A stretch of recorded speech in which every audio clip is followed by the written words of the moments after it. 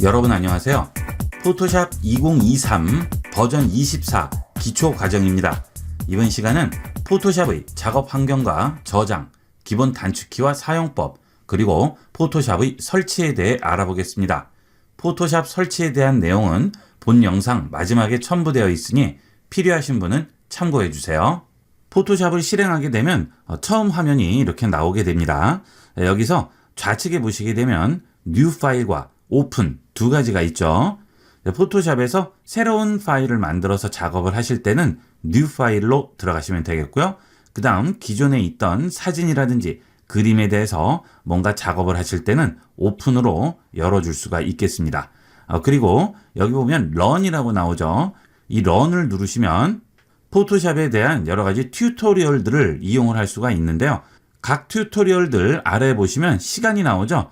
해당 튜토리얼의 시간이 여기에 보이게 됩니다. 6분, 5분 이렇게 나오는데요. 뷰 올 누르시면 다양한 튜토리얼들을 볼 수가 있지만 단점은 영어로 돼 있죠. 일반적으로 영어로 된 튜토리얼을 이해하기는 좀 힘들죠. 그냥 참고로만 해주시면 되겠습니다. 자, 그 다음에 상단에 보시면 클라우드 표시가 나오게 되죠. 자, 눌러볼게요. 자, 클라우드 스토리지라고 나오죠. 이 포토샵은 구독제로 운영이 되기 때문에 구독을 하시게 되면 이렇게 클라우드 용량을 제공을 하게 됩니다. 저 같은 경우에는 강의를 해야 되기 때문에 어도비에 대한 전체 제품에 대해서 구독을 하고 있어서 제공하는 용량이 좀 큽니다. 100기가를 제공하죠. 여기서 작업한 것을 내 컴퓨터에 저장할 필요 없이 클라우드에 저장을 할 수가 있겠죠. 이런 자세한 내용은 잠시 후에 다시 한번 설명을 드리도록 하겠습니다. 그리고 여기에 백업이라고 되어 있죠. 구독을 하시는 분이 이런 식으로 체크를 해주시게 되면 여러분이 작업하는 내용이 자동으로 클라우드에 백업이 되게 됩니다. 그러면 작업 도중에 갑자기 컴퓨터가 멈췄다든지 할 경우에도 작업한 내용을 날리지 않고 그대로 다시 이용을 할 수 있겠죠. 자, 이 부분은 꼭 체크를 해주도록 하세요.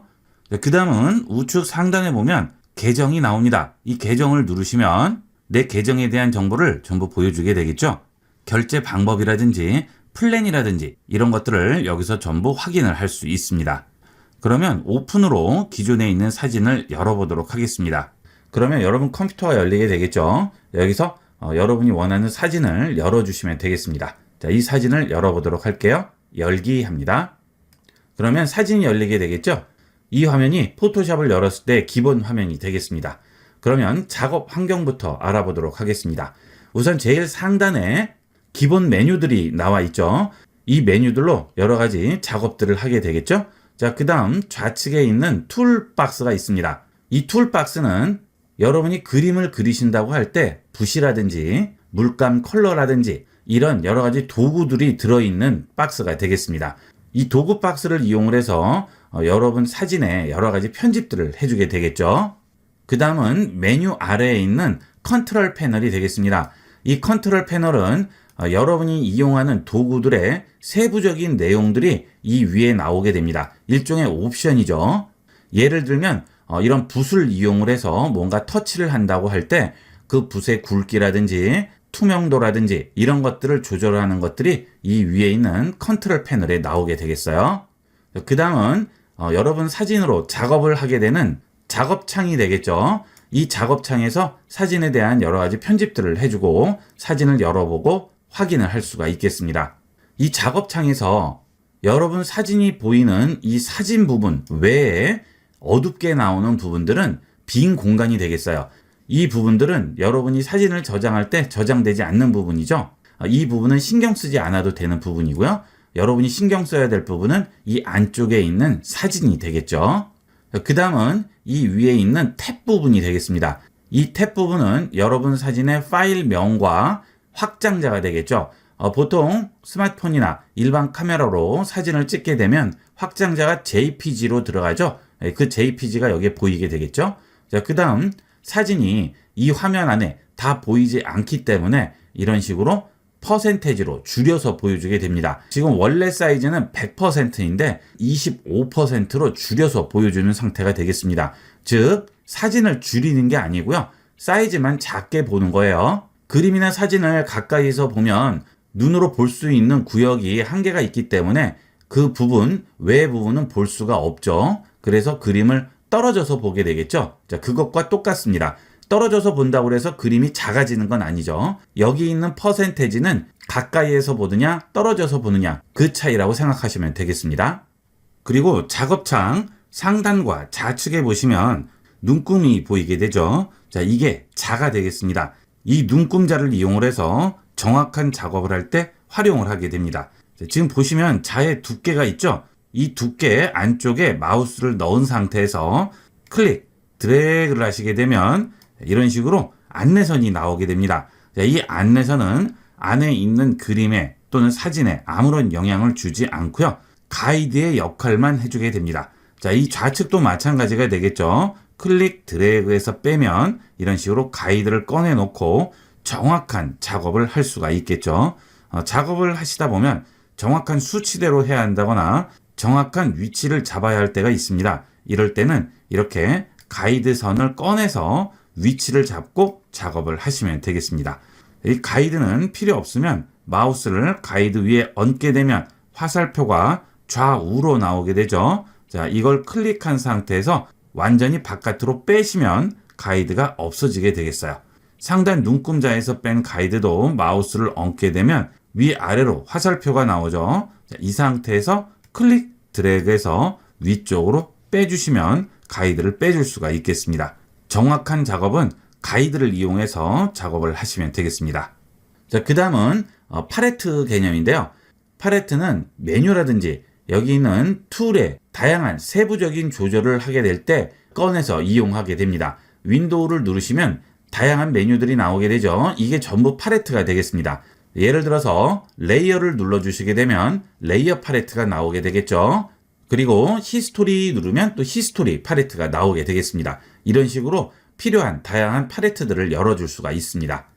그 다음에 하단에 보시게 되면 이 그림의 픽셀 사이즈가 나오게 되죠. 여기에 보시게 되면 4032 픽셀 곱하기 3024 픽셀이라고 나오죠. 이 사진의 크기가 되겠어요. 그리고 그 옆에는 해상도, 지금 72 ppi라고 나오죠. 이 사진의 해상도가 되겠습니다. 그리고 그 옆에는 확대 축소 퍼센테지가 나오게 되겠어요. 그리고 작업화면 우측과 하단에 보시면 스크롤이 보이죠. 이걸 이용을 해서 그림의 원하는 위치를 확인을 할 수가 있습니다. 지금 사이즈는 화면에 딱 맞는 사이즈이기 때문에 스크롤을 움직여서 넘기면 빈 공간만 나오게 되겠죠. 하지만 세부적으로 뭔가 여기에 리터치를 해야 한다든지 색상을 보정을 해야 된다든지 할 때 확대를 하게 되면 이런 식으로 크게 나오게 되죠. 이때는 이런 식으로 스크롤을 이용을 하게 되겠죠. 포토샵을 이용을 하면 여러 가지 단축키를 이용을 하게 되는데요. 여러분이 다 외울 필요는 없고요. 반드시 알아야 될 단축키 몇 가지만 알아두시면 되겠습니다. 포토샵에서 가장 많이 쓰이고 필수적인 단축키 몇 가지만 알아보도록 하겠습니다. 첫 번째로는 툴박스에 있는 손바닥 툴이 되겠습니다. 핸드 툴이라고 하죠. 자, 이걸 이용을 하게 되면 이렇게 큰 사진일 경우에 보이지 않는 곳을 보려면 클릭해서 이런 식으로 손바닥으로 움직이게 됩니다. 책상 위에 그림이 있을 경우 위쪽 부분을 아래쪽으로 내릴 때 손으로 이렇게 잡고 아래로 내리겠죠? 똑같다고 생각하시면 되겠습니다. 이런 식으로 화면에 나와 있는 사진을 내가 원하는 곳으로 움직여 줄 수 있죠. 자, 이게 손바닥 툴인데요.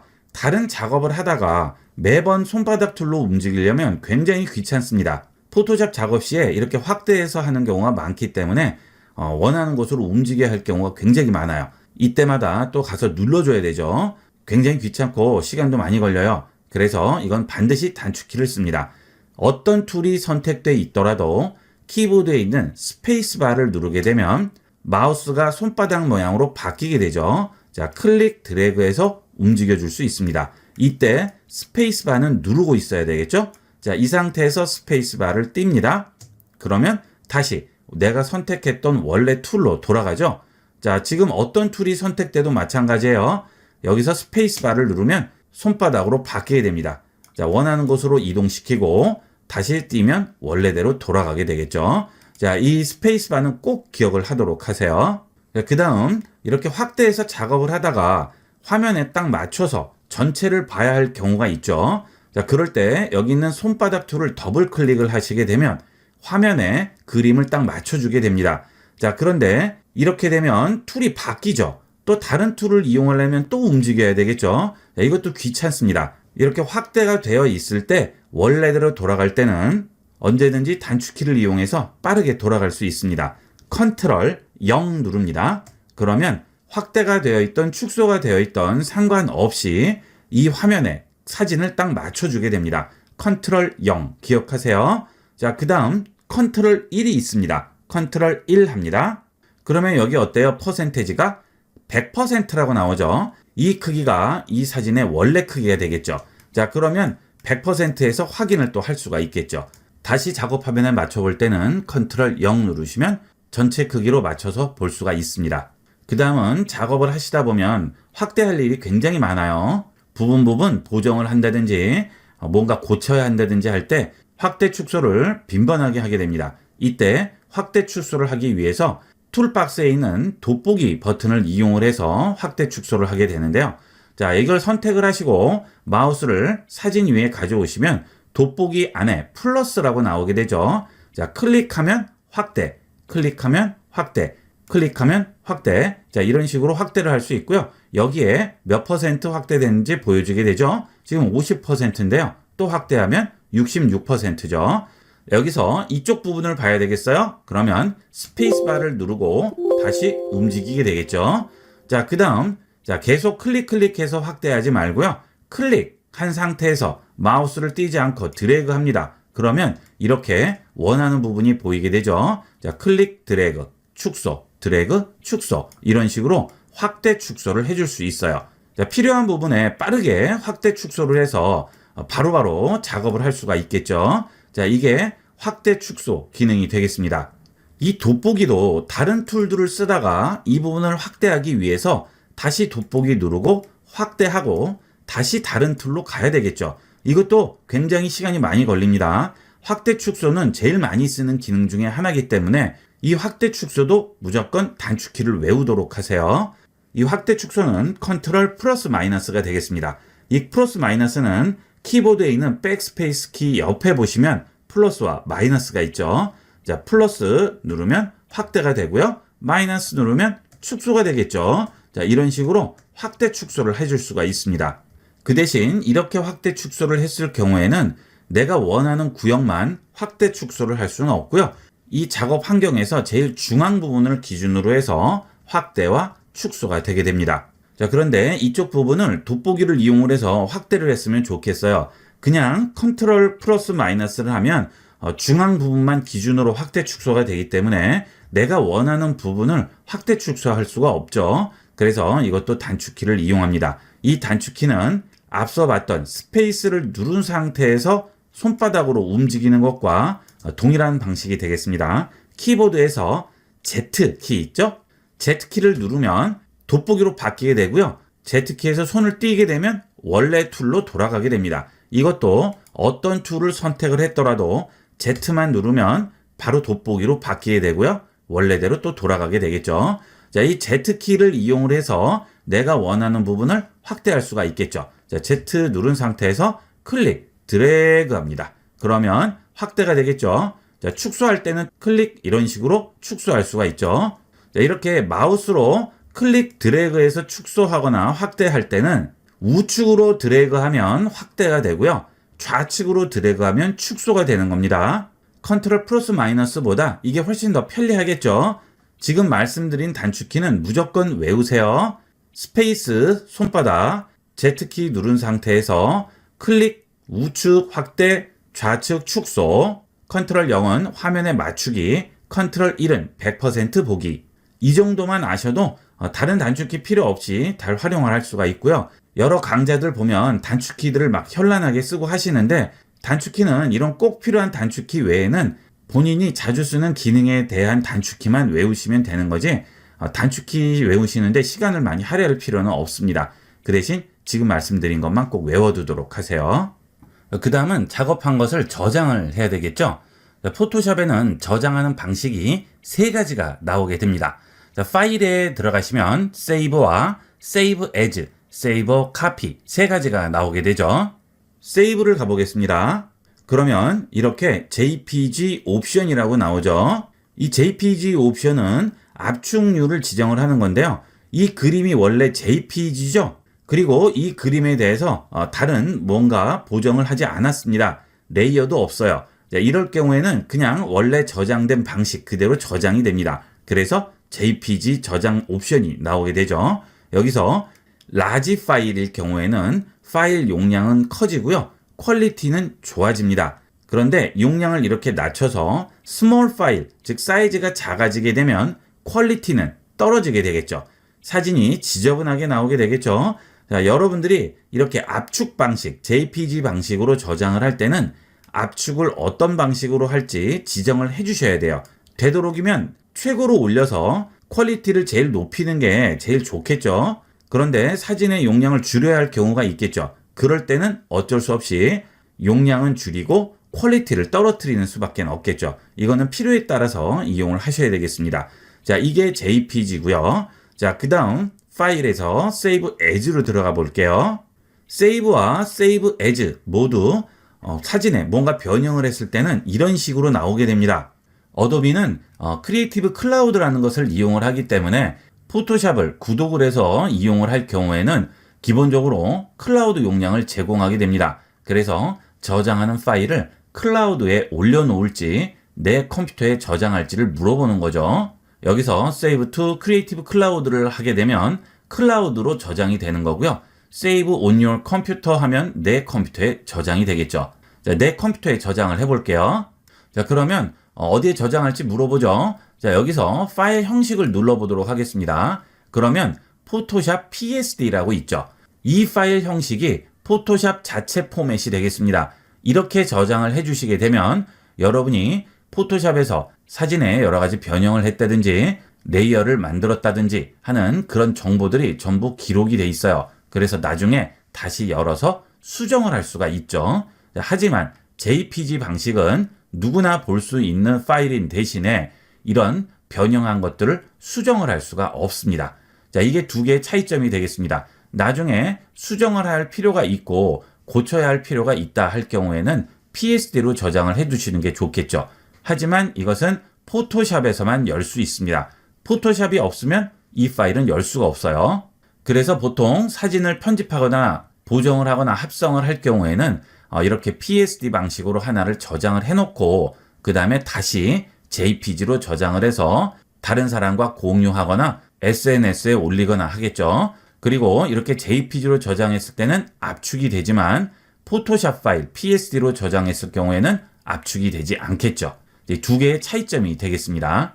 나중에라도 다시 수정할 일이 없다 할 경우에는 그냥 JPG로 저장하시면 되겠어요. 하지만 혹시 모르고 나중에 어떻게 될지 모를 것 같아요. 그러면 꼭 PSD로 하나 다시 저장을 해 놓으셔야 되겠죠. 그 다음 Save a Copy가 있죠.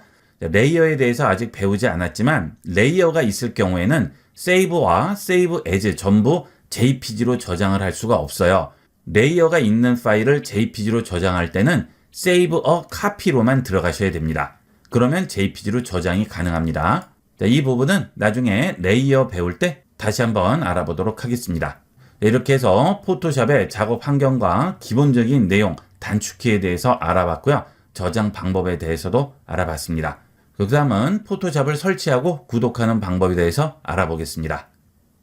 포토샵 설치를 위해서 adobe.co.kr로 들어옵니다. 그러면 처음 화면이 나오게 되죠. 여기서 크리에이티비티로 들어갑니다. 그 다음 우측에 보시면 포토샵이라고 있죠. 포토샵을 눌러주세요. 그러면 상단에 플랜 비교라고 나오죠. 플랜 비교로 들어가세요. 어도비에서 나오는 모든 프로그램들은 한 달에 일정 금액을 지불을 하고 사용하는 구독 방식을 이용하게 됩니다. 자, 그래서 포토샵 플랜 24,000원이 월 지불되는 방식이고요. 포토그래피 플랜은 사진 보정 전문 앱인 라이트룸과 포토샵을 같이 포함을 해서 월 11,000원이죠. 이렇게 되면 포토샵만 이용하실 경우라도 이 플랜을 이용을 하시는 게 더 저렴한 비용으로 이용을 할 수가 있겠죠. 하지만 두 가지의 차이점은 이 포토그래피 플랜은 클라우드 용량을 20기가까지만 지원을 하고요. 포토샵 플랜은 100기가까지를 지원을 하게 됩니다. 하지만 클라우드를 많이 이용을 안 하시고 포토샵만 이용을 하실 거면 11,000원을 지불하고 포토그래피 플랜으로 이용을 하시면 되겠습니다. 자, 그 다음에 이 포토샵뿐만이 아니고 어도비에서 나오는 다른 여러 가지 프로그램들도 활용을 하시려면 모든 앱 플랜을 이용을 하시는 게 더 낫겠죠. 이것은 62,000원에 모든 어도비에서 나오는 프로그램들을 다 사용을 할 수가 있습니다. 그 다음 한번 사용을 해보시고 본인에게 맞으시면 그때 가서 구독을 하셔도 되겠죠. 그런 분들은 아래에 있는 무료 체험판을 이용을 하시면 되겠습니다. 이 무료 체험판은 원래 기능을 그대로 다 제공을 하지만 일주일간만 쓸 수가 있습니다. 그 기간 안에는 저장도 되고요. 사용에 제한 없이 모두 이용을 할 수 있습니다.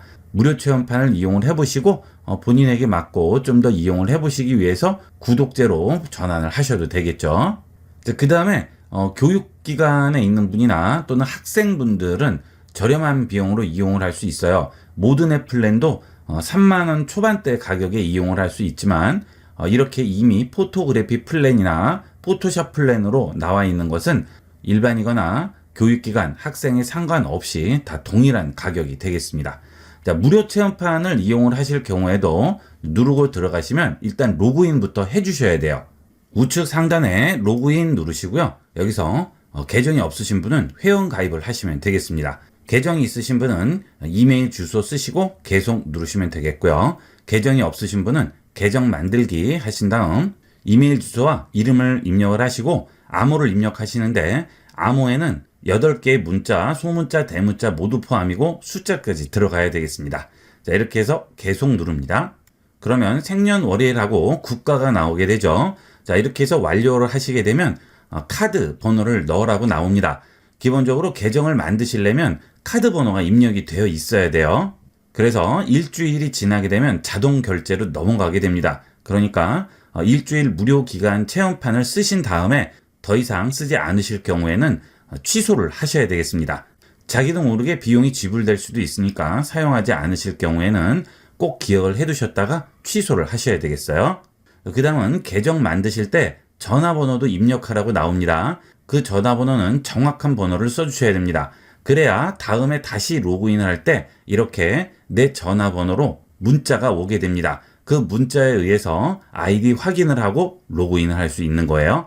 만약에 아무 번호나 쓰셨을 경우에는 로그인을 할 수가 없겠죠. 꼭 기억을 하도록 하세요.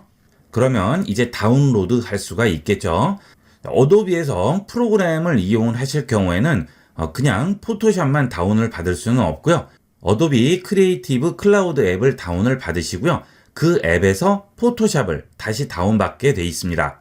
이렇게 크리에이티브 클라우드 데스크탑이라는 앱을 다운받은 다음에 여기서 포토샵으로 설치를 해주셔야 되겠습니다. 저 같은 경우에는 모든 앱을 다 이용을 하고 있기 때문에 다른 앱도 나오게 되지만 포토샵만 쓰시는 분들은 포토샵만 다운로드 하시면 되겠죠. 자, 이렇게 해서 설치를 해 주셔야지 포토샵 설치가 가능합니다. 조금 복잡하게 되어 있죠. 구독제를 이용하기 때문에 이 방법은 어쩔 수가 없습니다. 자, 그 다음에 가끔 포토샵을 설치하신 다음에 한글 포토샵을 영문 포토샵으로 바꾸거나 또는 그 반대의 경우를 질문을 하시는 경우가 있는데요.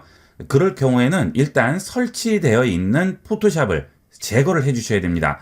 우측에 보시면 점색의 버튼이 보이시죠? 여기서 일단 제거를 합니다. 자, 완전히 제거가 된 다음 우측 상단에 있는 동그라미 계정 표시를 누릅니다. 그리고 환경 설정으로 들어가세요. 자, 그 다음에 좌측에 보시면 메뉴들이 나오는데요. 여기서 앱을 누릅니다. 그러면 아래쪽에 설치라고 되어 있고요. 기본 설치 언어가 지정되어 있죠. 자, 저는 지금 잉글리시 영문으로 되어 있습니다. 이걸 누르시게 되면 한국어가 나와 있죠. 자, 여러분들이 만약에 설치를 하셨는데 한국어 포토샵이 설치가 되신 분들은 여기에 한국어로 설정이 돼서 그래요. 영문으로 설치를 하고 싶으신 분들은 여기를 확인을 하시고요. 이것을 잉글리시 인터내셔널로 바꿔주셔야 되겠습니다. 그리고 완료 버튼을 누르시면 이제 설치되는 모든 앱들은 영문으로 설치가 되게 되겠죠. 그 다음 영문으로 된 포토샵을 또는 어도비에서 나온 다른 프로그램 어떤 거든 상관없어요. 영문을 한국어로 바꾸고 싶으실 경우에는 좀 전과 같이 프로그램 설치한 것을 제거한 다음 여기서 영문으로 되어 있는 것을 한국어로 바꿔줍니다. 그리고 완료하시고 다시 설치를 하시면 이제 설치되는 앱들은 모두 한글로 설치가 되겠죠. 가끔 프로그램 설치되어 있는 폴더에 들어가서 어떤 파일을 지우라고 하고 이렇게 말씀하시는 분들도 있는데 그렇게 하면 에러가 나는 수가 있어요. 이렇게 해야 제대로 설치되고 나중에 쓰실 때도 문제없이 이용을 할 수가 있습니다. 꼭 이 방법으로 이용을 하도록 하세요.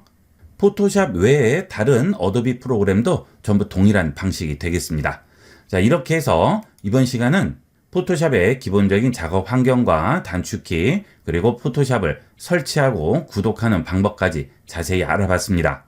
이 내용들은 기본적인 사항들이고 포토샵을 설치하기 위해서는 꼭 필요한 내용들이니까 완전히 숙지하도록 하세요. 자, 이번 시간은 여기까지 하도록 하겠습니다. 감사합니다.